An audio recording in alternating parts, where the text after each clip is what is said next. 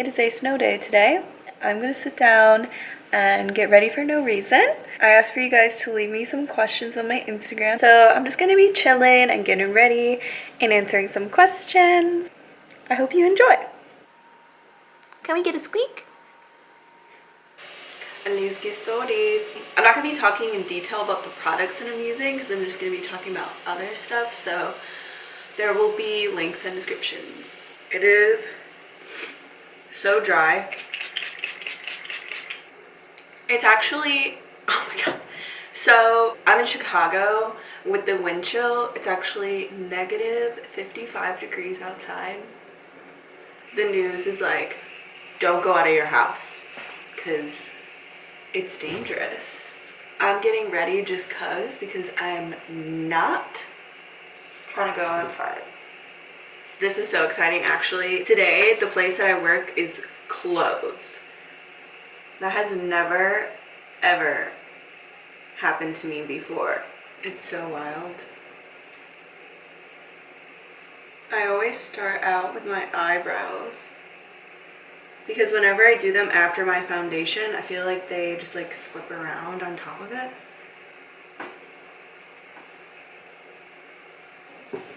Hey, hey, hey. What's this? You see this? You want this mouse? Right? Okay, let's look at the questions. Just kidding, I already looked at them all. So my camera died, and then I was telling a story when I realized that my camera was not recording, and then my memory card was full. So where's my beauty blender? So I missed the part of me applying my foundation, but it's fine. But now I have to tell the story again. So one of the questions was, what ethnicity are you? I'm actually really excited to answer this question because my dad was adopted. His parents were from the Philippines, and they actually came to Chicago to give birth to my dad. I actually have an extremely diverse family on my dad's side, racially. My dad's parents are both white, and they have 2 biological daughters. And they have 4 adopted children in addition to those children. So my dad is Filipino, my uncle is Korean, one of my aunts is half black and half Mexican, and one of my aunts is black. Because my dad was adopted, I've always had this like weird thought of like, what if my dad's not even Filipino? Because like he wasn't born in the Philippines, like we don't know his birth parents. And my dad was never really interested in his like history and like his birth parents, which I understand. But my Christmas gift from my girlfriend Sophia was a DNA test from Ancestry, which was so exciting for me. So I did the test and I sent it back, and I got my results a few weeks ago actually. And what they were, I'm 50% English. So my mom's family, they're all white. And then for the other half, I'm actually only 30% Filipino.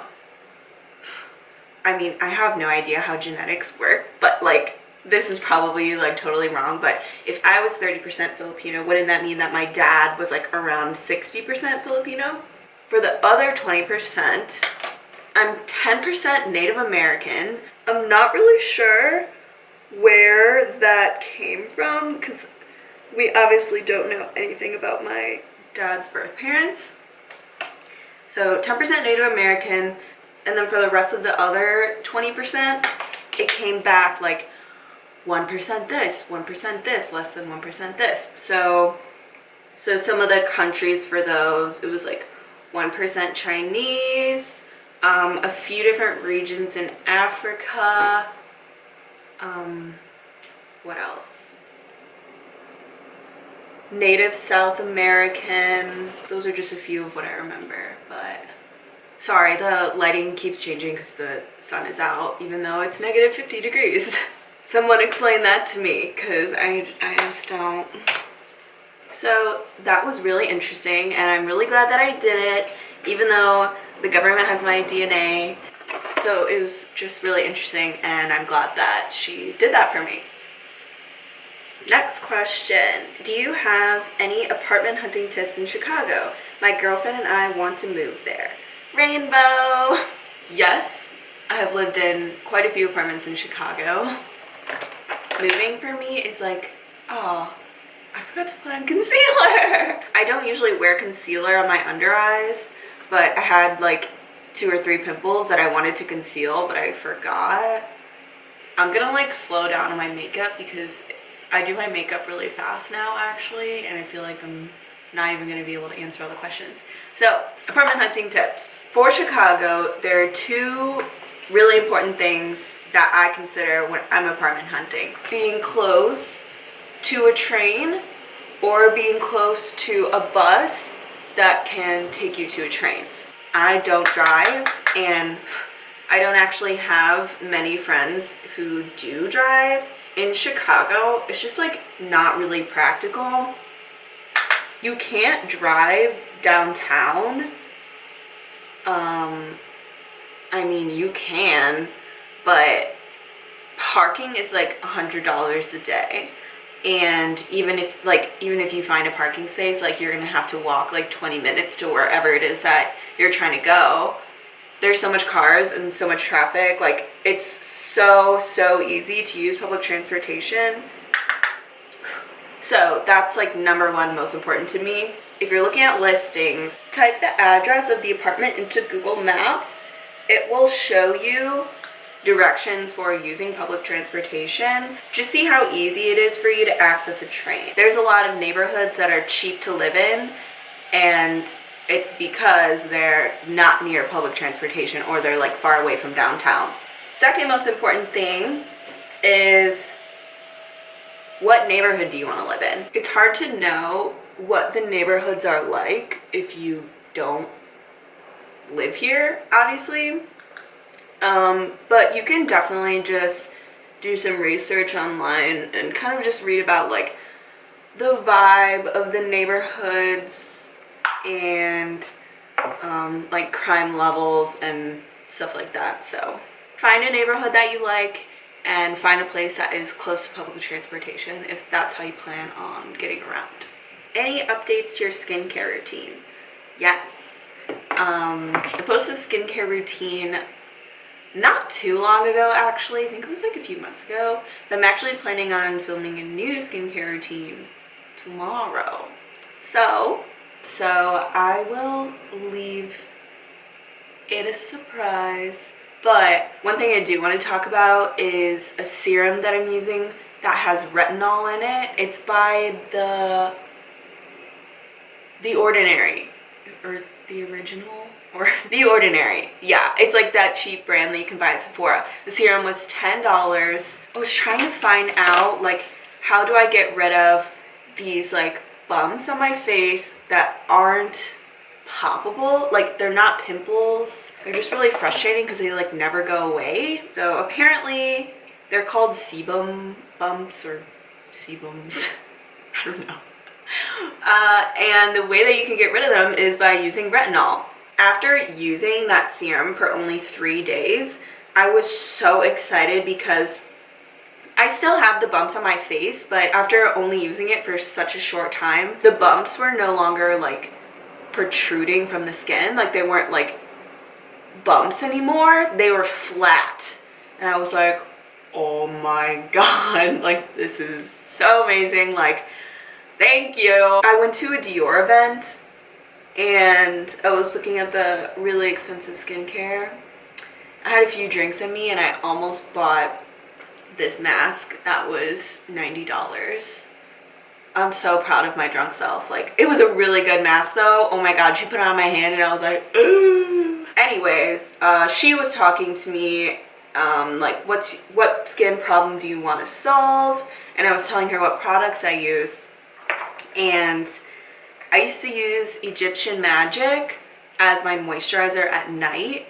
And she said that's probably clogging your pores and that's why you have these bumps. And I was like, you're kidding me. So, because that moisturizer has like so many good reviews online of people saying like, this has changed my skin, this has changed my life, like all these things. And I was like, hell yeah.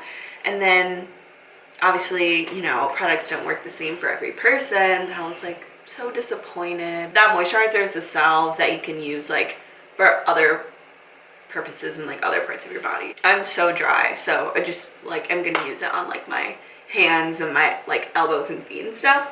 Yes, that's the biggest change in my skincare, but I'm going to tell you the whole thing in another video. Hi! What's something you hope to accomplish this year? Biggest goal for this year is to find a new job that I love. I feel like I've become comfortable with my life, and it can be really hard for me to leave my comfort zone.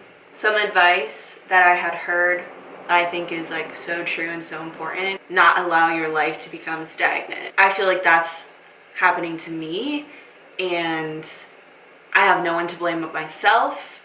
Well, I have my depression to blame. Last year was the hardest year for me in terms of mental health. I'm working really hard on that, and I see changes and improvements in myself. The other accomplishment that I want to achieve this year is to improve my mental health and take better care of myself. Will you ever go back to doing weekly vlogs? They were my fave. I'm still producing vlogs. That's like the main content that I have on my channel right now because I just really enjoy it. Technically, I mean, I guess it's just because I don't really like title them as weekly vlogs. You might not feel like that's what it is. It's actually like pretty much the same thing. I don't do something every day, something like filmable.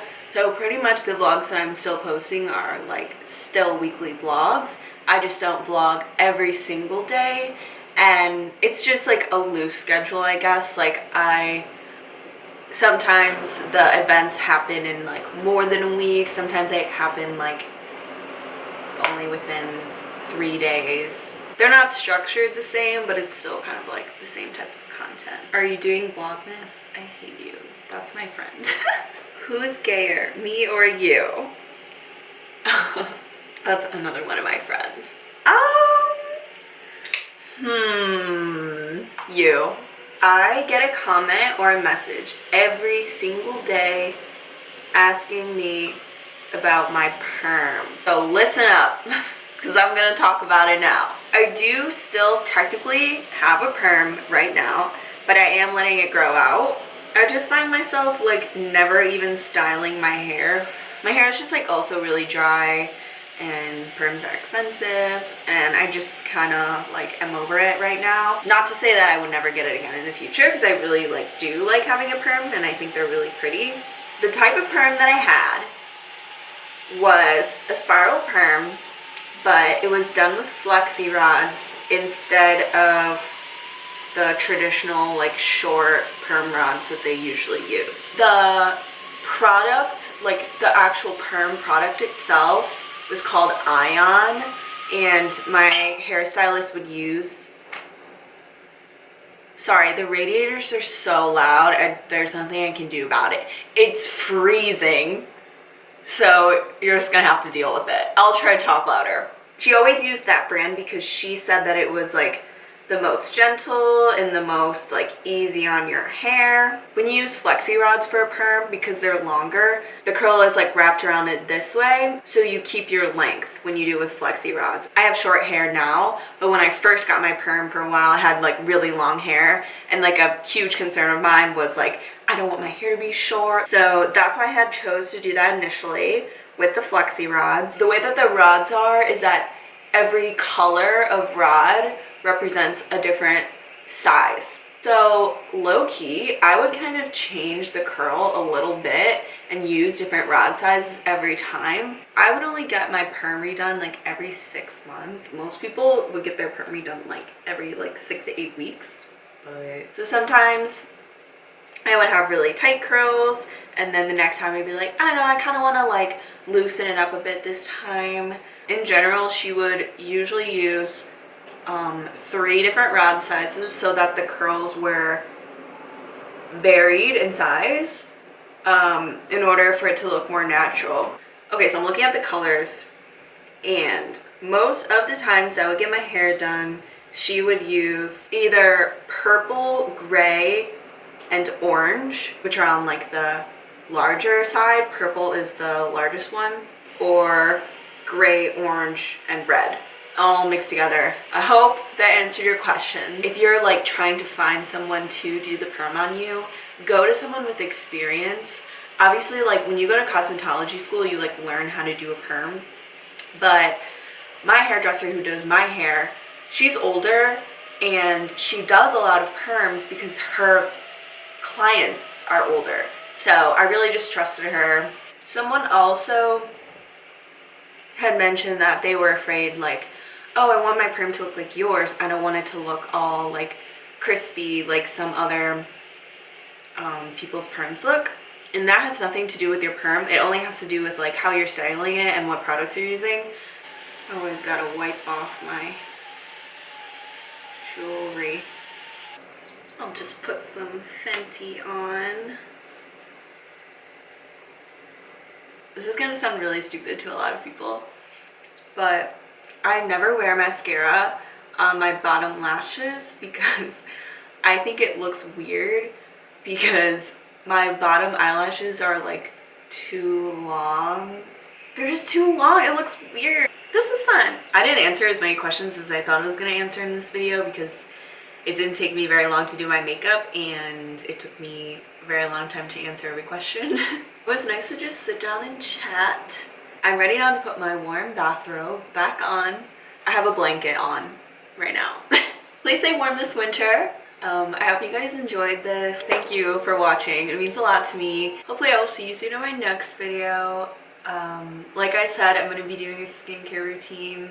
I really want to know what you guys would like to see. So if you have any like ideas or suggestions, please leave them for me. You guys are great. Thank you so much for watching, and I will see you soon. Bye. James, come here for the outro. She has been bugging me the whole time I've been filming this video. Now she's sleeping. Okay, well, bye from just me.